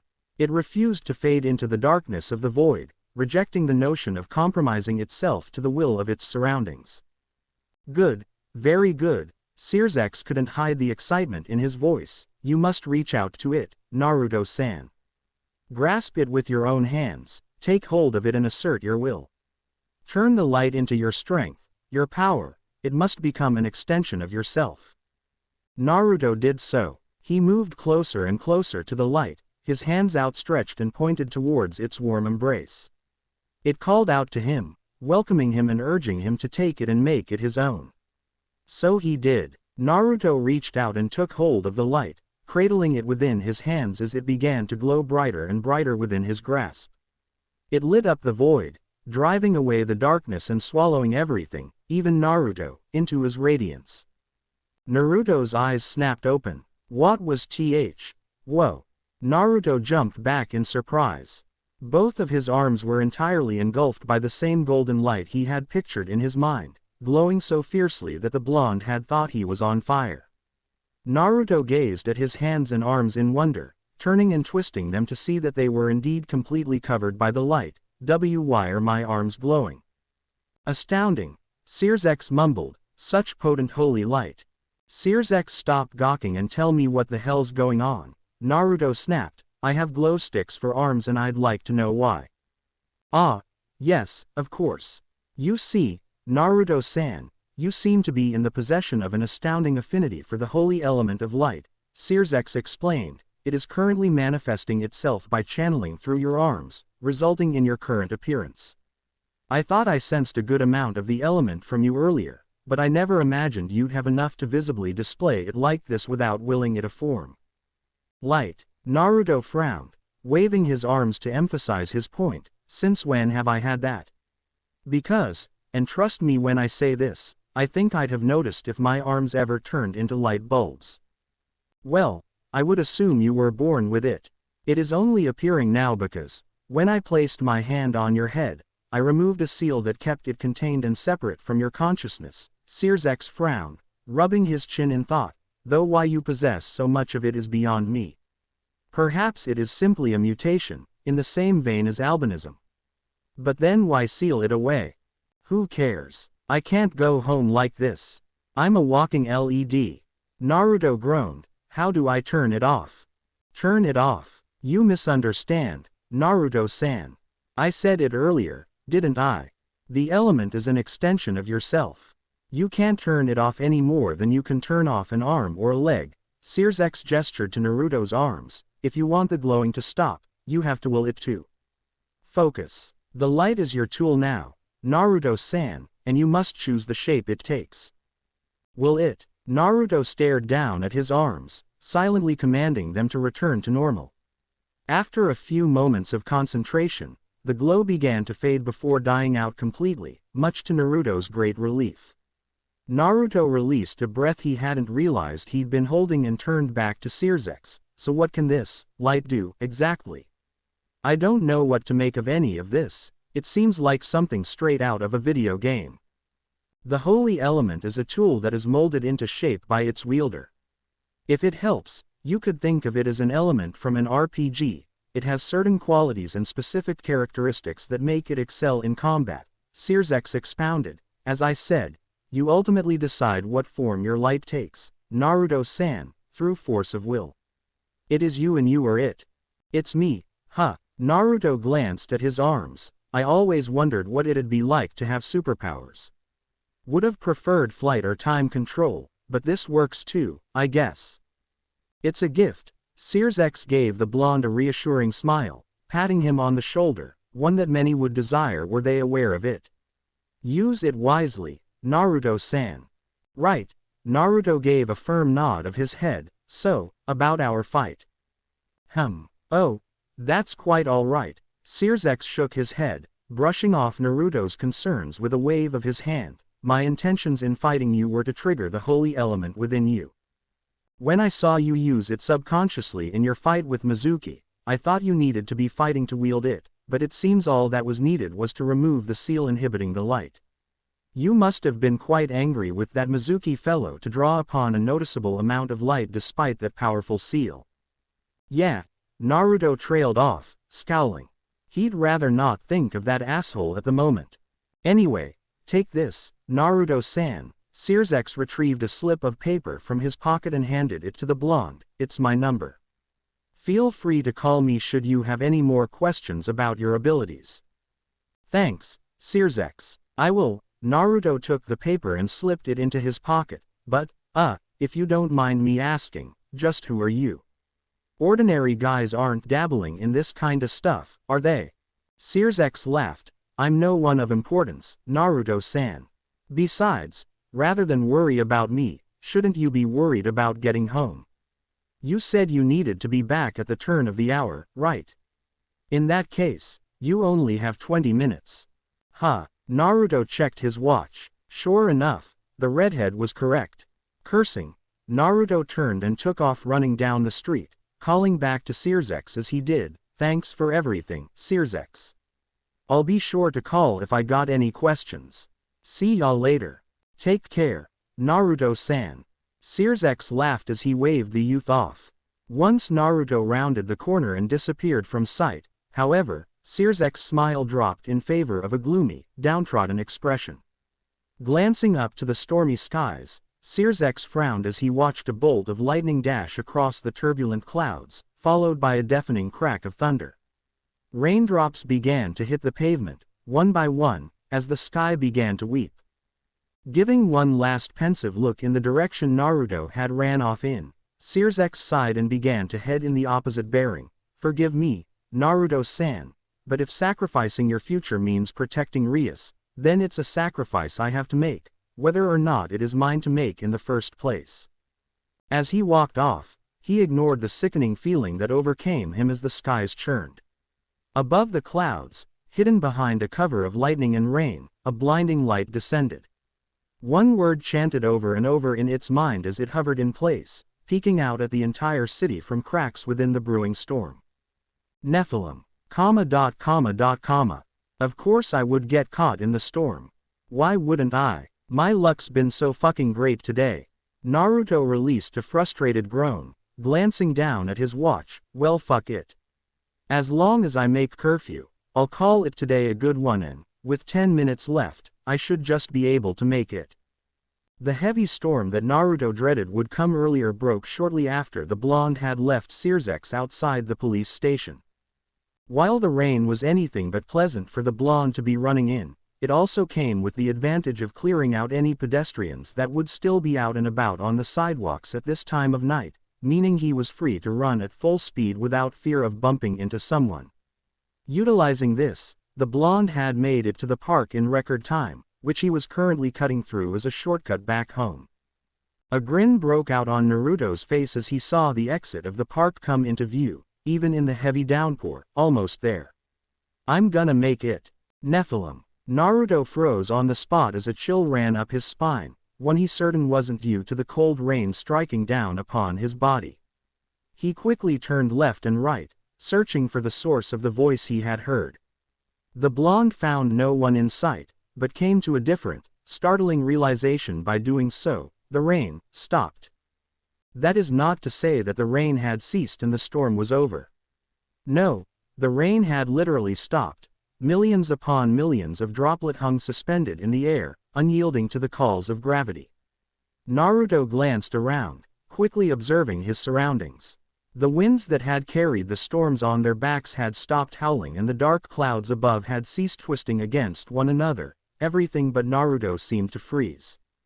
It's like someone hit pause on a movie, Naruto noted, looking down at his watch. As the blonde suspected, the hands that once busied themselves with spinning were deathly still. Time itself had come to a grinding halt. For what reason, Naruto was unsure, but he was just about to go looking for answers when his blue eyes happened to catch sight of the storm clouds parting above the park. Light filtered through where the billowing gray masses had split, with a single orb of golden radiance slipping through and descending. It was large enough to enclose a car within it, Naruto observed, and as it plummeted and drew closer to the ground, the blonde also found that it wasn't empty. He could see something moving within the light, something churning behind a thin veil of blinding luminescence, but he could not make out what it was. It was not until the orb was only perhaps 15 or 20 feet from the ground that it shattered like glass to reveal its contents that Naruto glimpsed what moved inside of it. A pair of pearly wheels, both the size of a full-grown adult and bathed in a captivating brilliance, nested within each other, hovered before Naruto. They spun at a consistent slow pace, never pausing for a second, even when the eyes began to open. Yes, eyes. Thousands upon thousands of eyes all came to life at once, blinking into reality along the outer rims of the wheels, every single one burning with the glow of a candle. Every time an eye would close, it would fade away back into the wheel, disappearing as though it had never existed to begin with, only for a new eye to open up and take its place moments later. It hung there in the air for a moment, as if taking a second to gather its bearings, as Naruto looked on in shock and awe, unable to move. Finally, it acted. Every one of its many burning eyes turned and locked gazes with Naruto, who suddenly felt as though he was staring down an army. They simply stared at each other, appearing as though they were trying to comprehend and grasp the meaning and reason behind the other's existence. The silence was broken, however, when, despite having no visible mouth anywhere on its person, it spoke. Nephilim. Its voice was that of 1,000 whispers, all thundering within Naruto's mind at once. Assuming the creature was addressing him, Naruto chose to speak. What are you? It seemed to find no reason to deny him an answer, as it responded almost immediately. Many are the names that have been bestowed upon us. Ophanum, Ofdi, Galgalan, those are the names that mankind has given us. We answer only to the name he allowed us, however. We are throne of the chariot, bearers of his justice and protectors of his harmony, and you are Nephilim. Naruto was still trying to wrap his head around this. He realized, somewhere inside of him, that he should be panicking a lot more than he was right now, but for some reason he wasn't. No, for some reason, this felt familiar. Maybe the oddness that had just taken place at the police station had placed him in the right mindset to handle this, or maybe he had gone crazy. Naruto wasn't sure. Right now, as he stood talking to what had to be an angel, albeit a strange-looking one, he wasn't sure of anything. All he knew was that he had to steel his nerves and prepare for what was about to happen, whatever it may be. I see. Naruto frowned. Why are you here? Again, its reply came immediately. We once basked in his presence, chanting his name and his glory at the birthplace of creation, dwelling within power under his divine immanence. We were his reach, we were his eyes. We held the honor of carrying his most holy form as bearers of Merkaba. Our humble existence was exalted then, when we stood by his side, now no longer, now no more. We exist now only to uphold his most righteous law, to maintain his glorious order. We have descended to bring his will, his judgment, to the tainted and the earthly. You are the reason for our presence, Nephilim. You keep calling me that, Nephilim, Naruto muttered. For some reason, the word felt as though it left a rancid taste in his mouth. What does it even mean? Nephilim, he who is born of human and angel, exists as a son of God, unchosen by his will, but chosen by the subjects of his kingdom. Forged in heresy, tempered by apostasy. You, Nephilim, are blasphemy incarnate, for he has not ordained your actuality. You, Nephilim, must be eradicated. Naruto felt his heart drop into his stomach. What? Your being is an insult to his divinity. You must perish. I have to die just because I was born. That's bullshit. Naruto roared indignantly, outrage overtaking his shock and fear.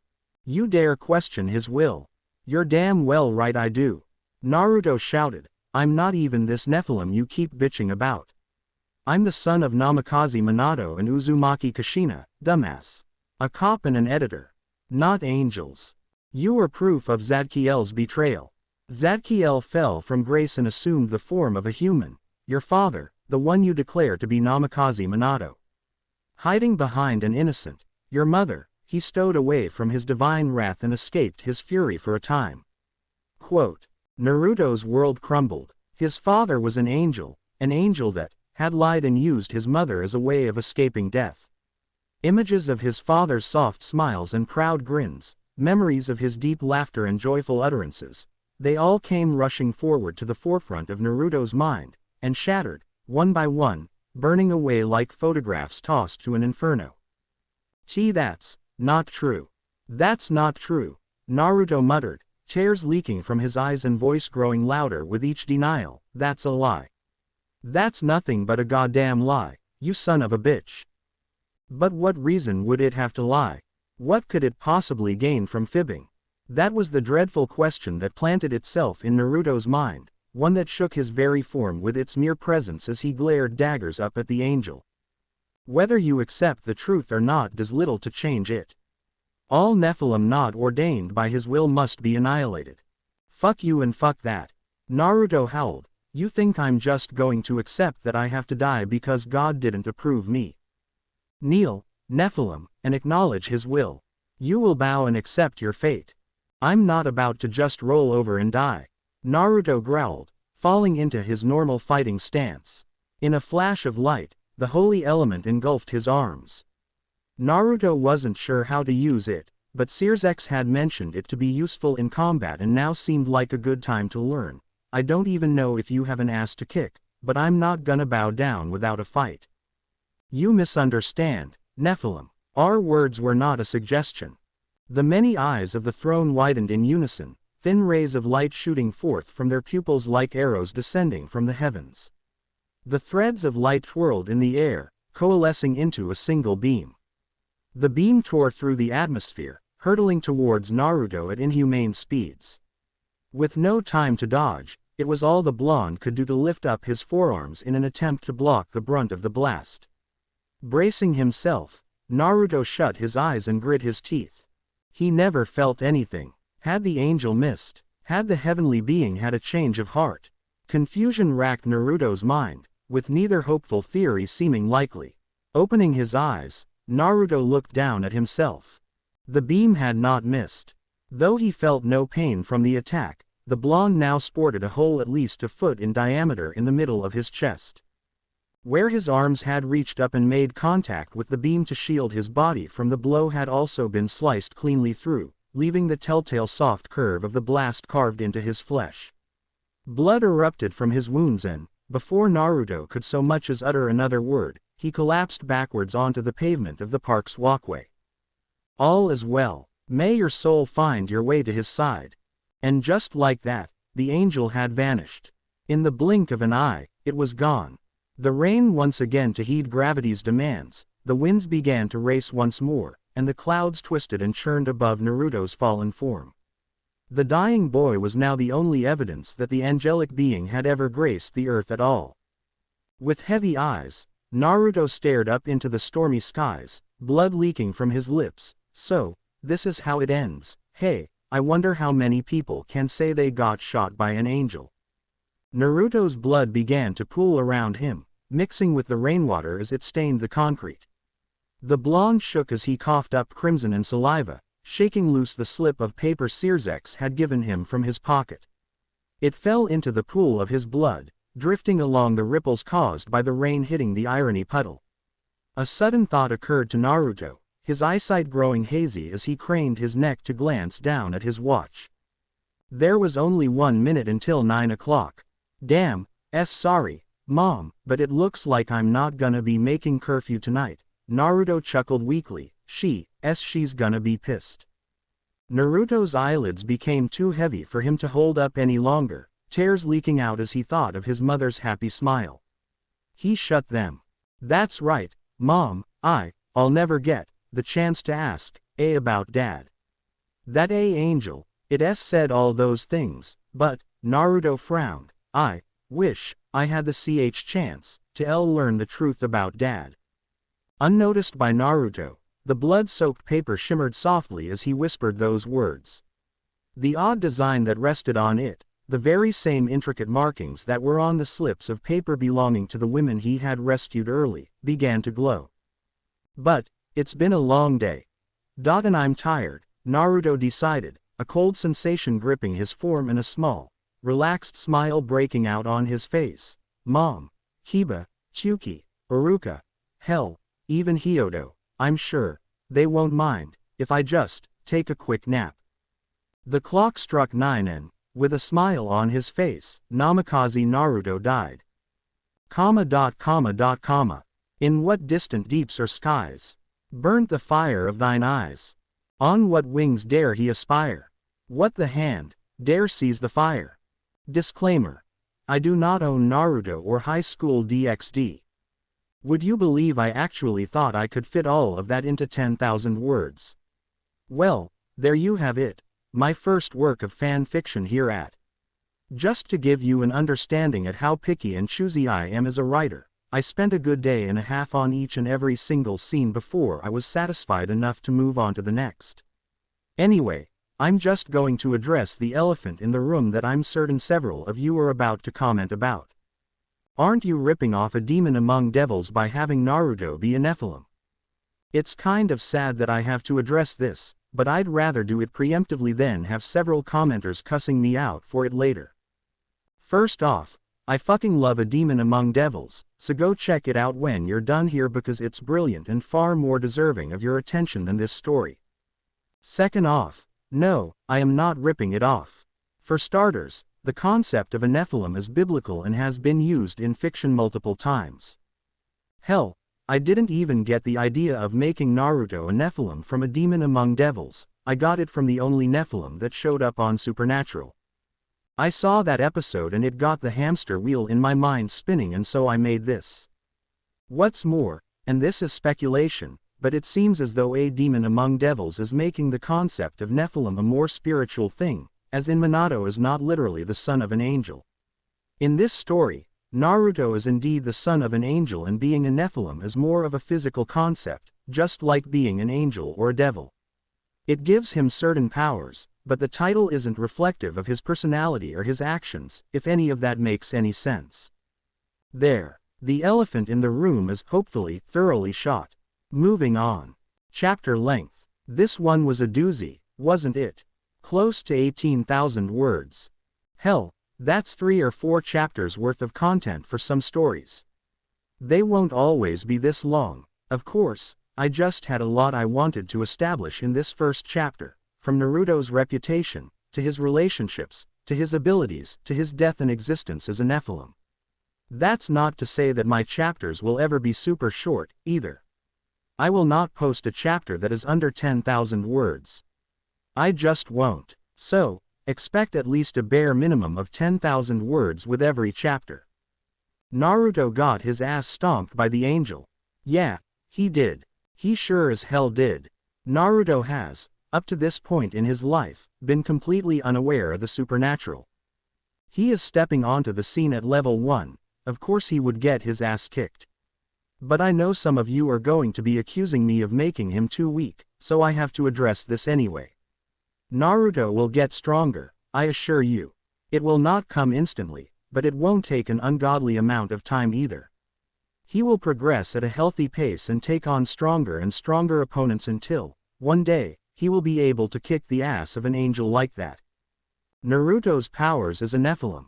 These will be expanded upon in the next few chapters.